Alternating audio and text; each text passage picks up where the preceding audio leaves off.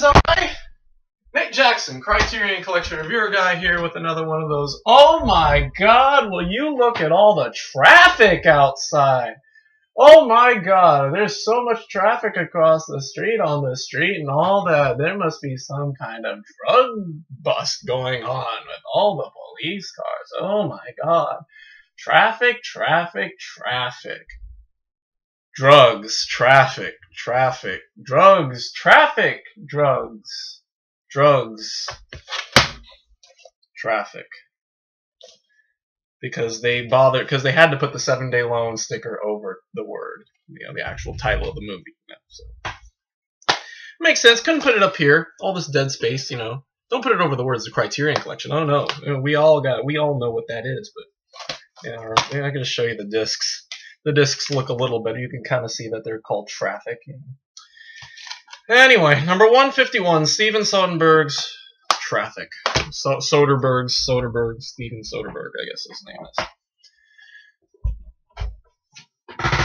Ugh. That's the best way to describe this movie, is ugh. It's about drugs. That's all it's about. Drugs. And how drugs will screw up everything. And it's, I went into this thinking, oh God, this is going to be one of those movies. And sure enough, from the tinting and the coloring and all that, I was just like, oh my God, what have I gotten myself into? And so, anyway, so it's an interesting, it's one of those ensemble movies where there's like just a bunch of people in the movie, just like way too many stars, or I don't know, it's just a lot of famous people, and it's just really, those don't always work for me. I mean, some of them are okay, like Can't Hardly Wait, but then there are crappy ones like Valentine's Day and New Year's Day.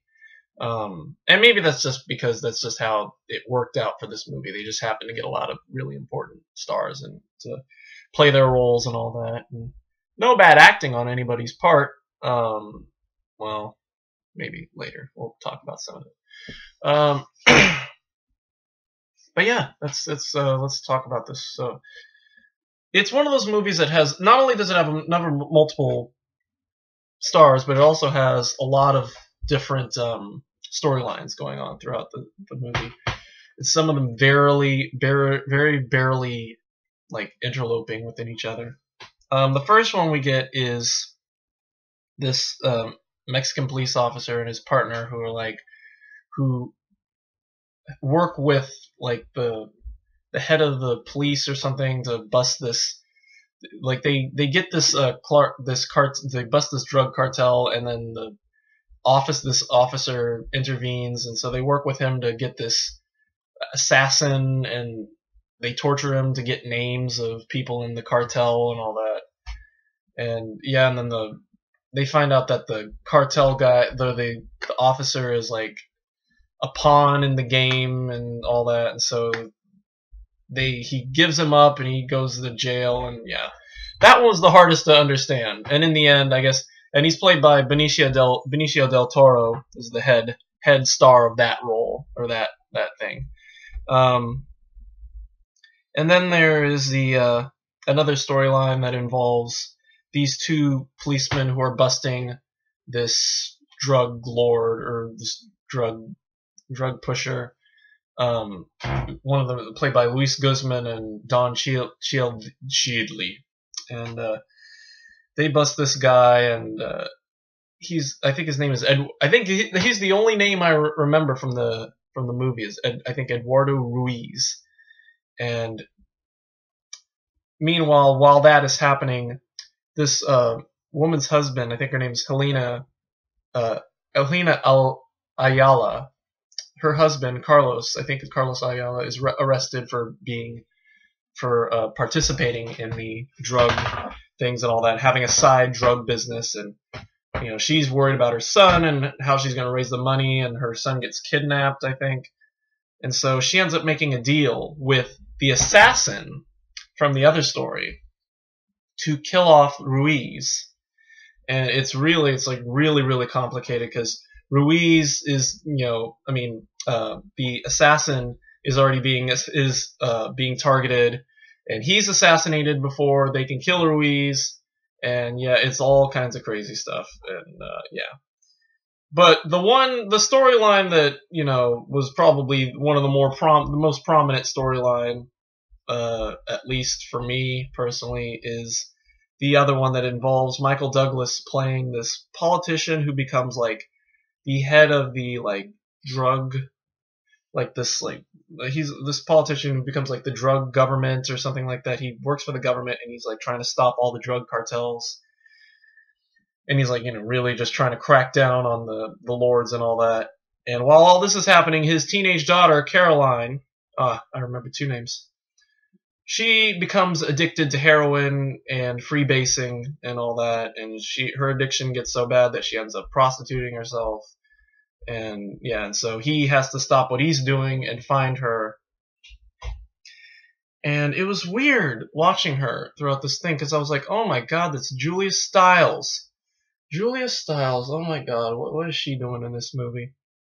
And it wasn't until right at the end, in the end, Michael Douglas's character finds her, and she actually goes to rehab at one point, but then she breaks out and she steals from her parents, and then they track her down, and he realizes that he has to go to the meetings with her to support her and all that. And it wasn't until then I finally looked it up. I looked her up. I looked up the cast on, because not all the casts are printed on the back. So I looked up the cast on Wikipedia, and I was like, wait, where's Julia Stiles' name? And I looked, and it was Erica Christensen. Oh my god, Erica Christensen, really? And so I decided to make it. I was like, somebody should make a meme that says, Erica Christensen, you wanted Julia Stiles, but somewhere along the way, you fucked up. And so that's, there it is. Anyway, so yeah, that was trippy. And Topher Grace plays her boyfriend. I was like, Eric, no! Eric, why couldn't you play with Fez? Believe in Fez. I mean, he was a clean guy. And he started, except for the dirty thoughts. Anyway, enough of that 70s show. So yeah, that's all I can really talk about that film. It's really dark. It's really long too, and it's just really hard to watch. And some scenes are just very trippy. I mean, of course, all the coloring, there's the coloring, the jump cuts. Oh, the jump cuts. I mean, seriously, did Sonnenberg think that he was a YouTube vlogger or something? I mean, this was 2000.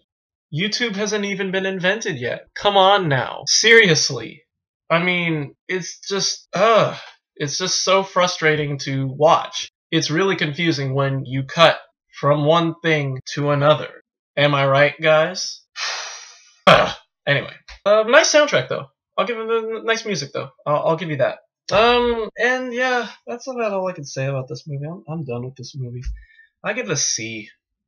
It was long. It was hard to watch because of the drugs, and I'm so not down that path. And just watching Caroline getting, addicted and all that, it was just so very hard for me.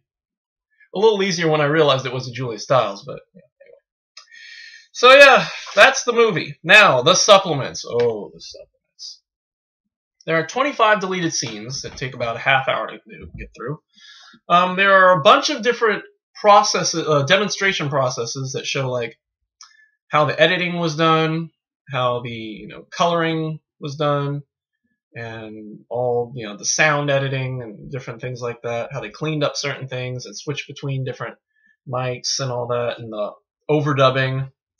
And then there's a lot of additional footage. In the beginning of the movie, there is a scene where Michael Douglas's character goes to this party, or this dinner party, and he talks with all these different politicians, these actual real politicians, and asks them about the drug problem in America.